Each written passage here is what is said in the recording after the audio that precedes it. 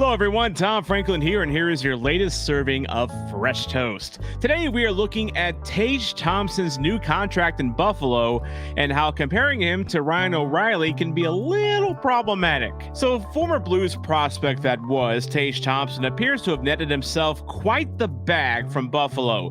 He signed a 7-year, $7.1 million per year extension to stay with the Sabres.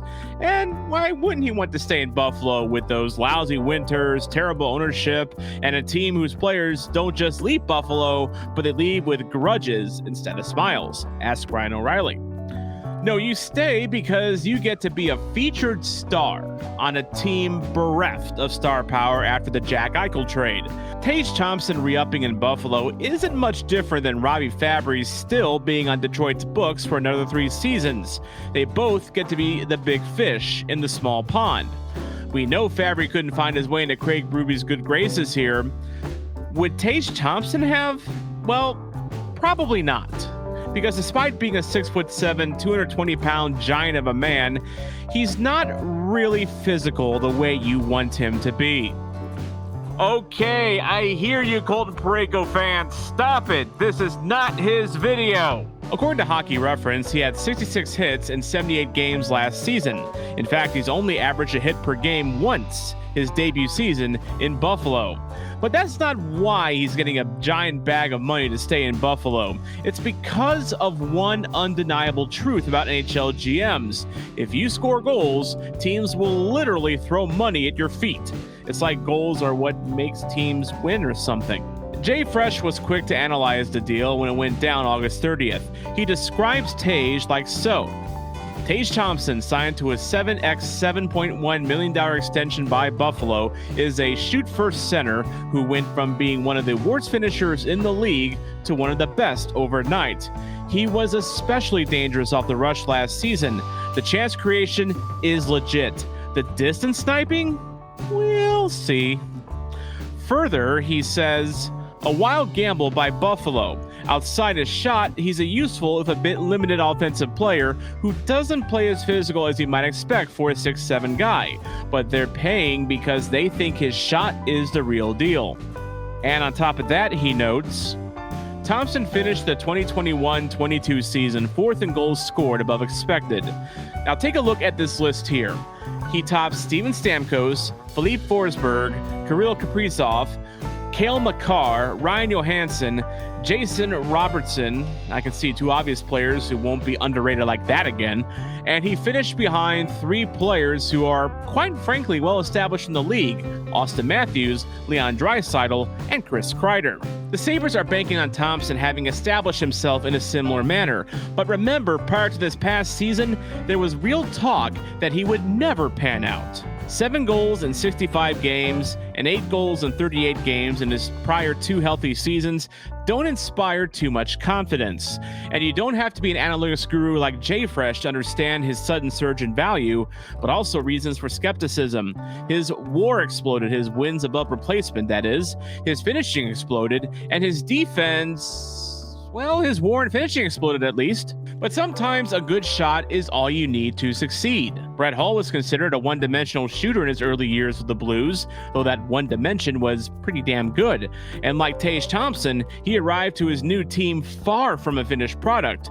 Hull's conditioning and skating, for example, needed a lot of work. Sure, it is a gamble if you're the Sabres. You are betting big that this 24-year-old starlet can become a franchise cornerstone for years to come, and you're throwing him a lot of money to do just that. But is it going to work out? Time will tell.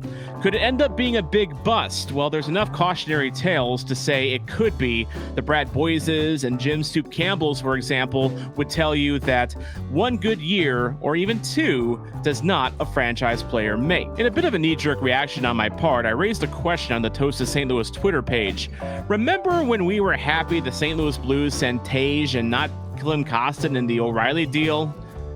Well, I got some responses to that, and some of the responses all seem to have a similar ring to them. Kurt Price of Let's Go Blues Radio says, meh, they can have Tage. Happy for him that he's doing well there, one good season so far. But even with Tage's nice season last year, the St. Louis Blues definitely fleeced Buffalo in that trade.